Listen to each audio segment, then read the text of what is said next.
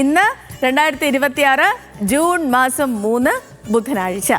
എല്ലാവരും സുഖമായി സന്തോഷമായിട്ടിരിക്കുന്നെന്ന് വിശ്വസിക്കുന്നു. നല്ല മഴയൊക്കെ ഉണ്ട് പുറത്ത്. കാലവർഷം വന്നില്ലേ എന്നുള്ളൊരു സങ്കടവും വിഷമവും ഒക്കെ ആയിരുന്നു ഇന്നലെ എല്ലാവർക്കും. പക്ഷേ അത് ഇന്നലെ വൈകുന്നേരത്തോടു കൂടി മാറിയെന്നാണ് ഞാൻ കരുതുന്നത്. ഇവിടെ കൊച്ചിയിലൊക്കെ നല്ല മഴയായിരുന്നു. ഇന്നലെ രാത്രിയൊക്കെ മുഴുവൻ മഴയായിരുന്നു. അതിനുശേഷം ഇന്ന് രാവിലെയും മഴയുണ്ട്. ഇടവിട്ടുള്ള മഴ മാത്രമല്ല, പടിഞ്ഞാറൻ കാലവർഷമൊക്കെ നാളത്തോടുകൂടി കേരള തീരം തൊടുമെന്നുള്ള മുന്നറിയിപ്പൊക്കെ നിൽക്കുന്നു. മാത്രമല്ല, ഏറെക്കുറെ എല്ലാ ജില്ലകളിലും അലേർട്ടുണ്ട്. യെല്ലോ അലേർട്ടും നാളെ ഓറഞ്ച് അലേർട്ടും ഒക്കെ നിലനിൽക്കുന്നുണ്ട്.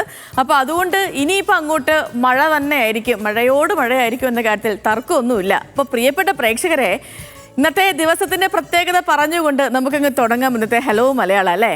കഴിഞ്ഞ അരനൂറ്റാണ്ടായി നമ്മളെയൊക്കെയും വിസ്മയിപ്പിച്ചുകൊണ്ടിരിക്കുന്ന സംഗീത സംവിധായകൻ ഇളയരാജയുടെ ജന്മദിനമാണ് കേട്ടോ ഇന്ന്.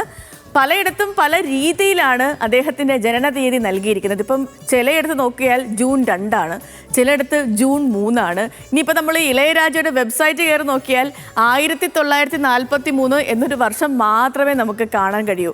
അപ്പം ഇതിനൊക്കെ പിന്നിലെ ഒരു കഥ കൂടിയുണ്ട്, അല്ലെങ്കിൽ ഒരു കാരണം കൂടിയുണ്ട്. ഞാൻ ആ കാരണം പറയാം. പക്ഷെ അതിനു മുൻപ് നമുക്ക് അദ്ദേഹത്തിൻ്റെ ആദ്യ സിനിമയുടെ കഥ പറഞ്ഞു തുടങ്ങാം. 1976 മെയ് മാസം 14 ദേവരാജ് മോഹന്റെ സംവിധാനത്തിൽ അന്നക്കിളി എന്നൊരു സിനിമ തമിഴ്നാട്ടിൽ റിലീസാവുന്നത്. സൂപ്പർ സ്റ്റാറുകളൊന്നും ഇല്ലാത്ത ആദ്യ ദിവസങ്ങളിൽ തണുപ്പൻ സ്വീകരണം ലഭിച്ച ആ സിനിമയെ ഓൾ ഇന്ത്യ റേഡിയോയിലൂടെ സൂപ്പർ ഹിറ്റായ അതിലെ പാട്ടുകളാണ് ബോക്സ് ഓഫീസിൽ രക്ഷിച്ചെടുത്തത്. കുറച്ച് സമയം കൊണ്ട് തന്നെ തമിഴകം മുഴുവൻ തരംഗമായ പാട്ടുകൾ കേൾക്കാനും കാണാനും ജനം തിയേറ്ററുകളിലേക്ക് ഒഴുകിയെത്തി. സിനിമയുടെ ദൈർഘ്യം കുറയ്ക്കാനായി ആദ്യം വെട്ടിമാറ്റിയ ഒരു പാട്ട് ആളുകളുടെ ആവശ്യപ്രകാരം തിയേറ്റർ ഉടമകൾക്ക് പിന്നീട് വീണ്ടും ഉൾപ്പെടുത്തേണ്ടി വന്നു. അത് ഏത് പാട്ടെന്നറിയോ? മച്ചാനെ പാത്തിങ്കള, ആ പാട്ട്. ഇത് എസ് ജാനകി പാടിയ പാട്ടിനൊപ്പം തന്നെ തിയേറ്ററിൽ നൃത്തം വെച്ചുകൊണ്ടാണ് ആരാധകർ ആ സിനിമയുടെ 100ാം ദിവസം ആഘോഷിച്ചത്. ഒരു സംഗീത സംവിധായകൻ സിനിമയെ രക്ഷിച്ചെടുക്കുന്ന അപൂർവ കാഴ്ചയ്ക്ക് ഇൻഡസ്ട്രി സാക്ഷ്യം വയ്ക്കുക കൂടിയായിരുന്നു.